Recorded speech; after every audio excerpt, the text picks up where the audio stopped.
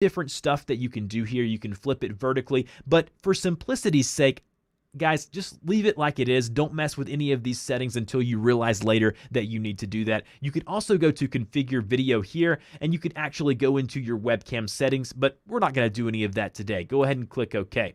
And the last thing I want to show you here is that when you're adding this, if you've already added your webcam, you can only do it once per webcam. So under Add Existing, click that box there, select the webcam, and then go ahead and click OK. Now, as you can see at the top of the screen here, you're going to be able to see the webcam. Now, I can move this around like I'm using Photoshop. It's almost like its own layer.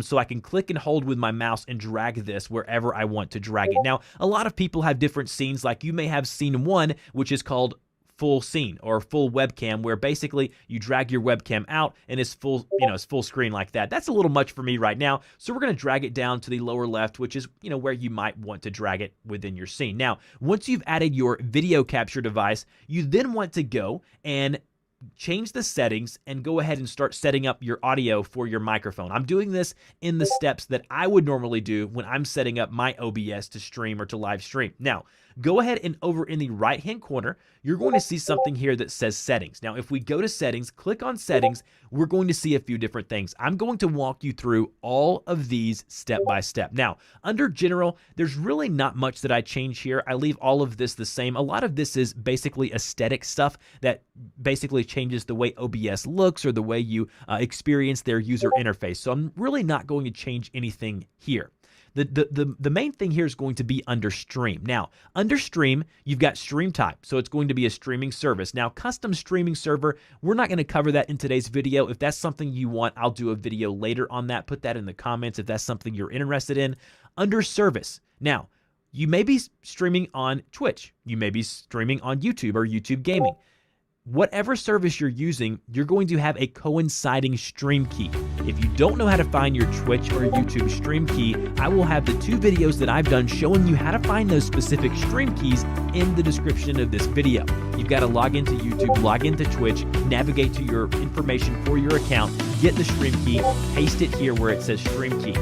Once you've done that, you need to go down, always click the apply button in the bottom right-hand corner when you've made and completed all of the changes that you want to make to set up your OBS. So once I've clicked apply, I'm done.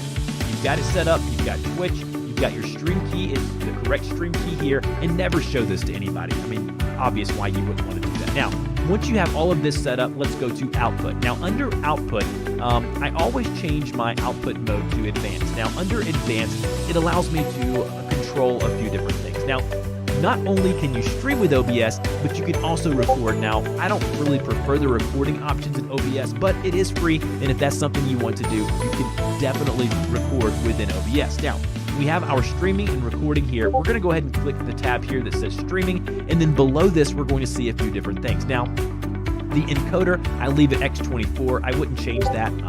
Again, this is more for recording purposes. And then the rescale output, you can always change this to be what you want it to be. I leave mine at 1920 by 1080 because I like to stream in 1080p. So even if you have a larger 4K monitor, you can rescale it to be 1080p, which is, changing this here. Now, if your internet connection is not that great, you may want to rescale this to be 720 or something like that. That way your stream doesn't chug or lag, or you get some things like that. Under rate control, the bit rate here, again, all of this is going to determine that, really going to be determined by the internet speeds at your house, the type of machine you have. I recommend leaving it at 20.